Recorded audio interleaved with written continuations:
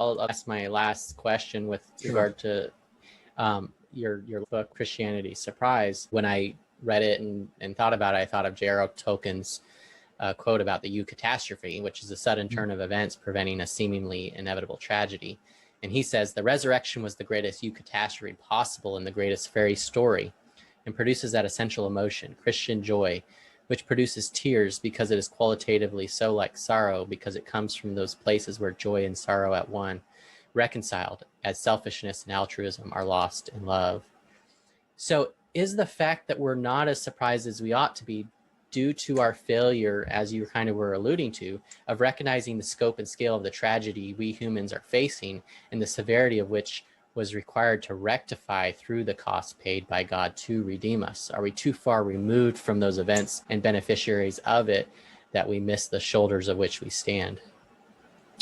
So, yeah, I mean, it's complex. So in some formal sense, yes, if it's true that liberalism, again, not liberals, conservatives as in the cultural war sense, but as in a philosophical tradition that teaches things about the individual being entirely free within that individual. If that's a very strong tradition, then what we've learned to see is that we're basically free and good, and that it's kind of up to us to be that in the world.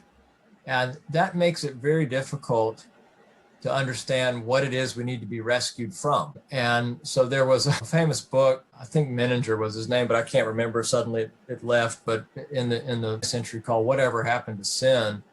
And the book was charting the loss of sin vocabulary with the rise of kind of therapeutic vocabulary.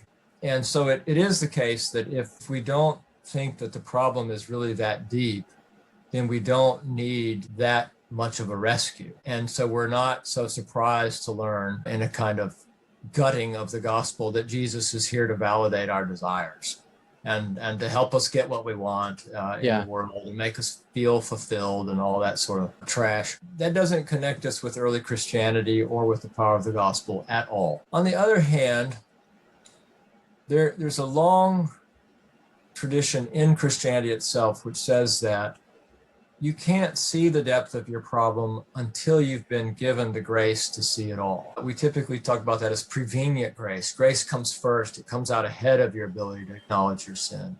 Otherwise, you don't see it as sin. You see it as just something else, a problem or whatever you want to overcome. So there is a way in which we don't see our problem and therefore miss the grace. But there's another way in which the surprise is really the joy and the liberation from self and the freedom to be in love with God and with what God loves.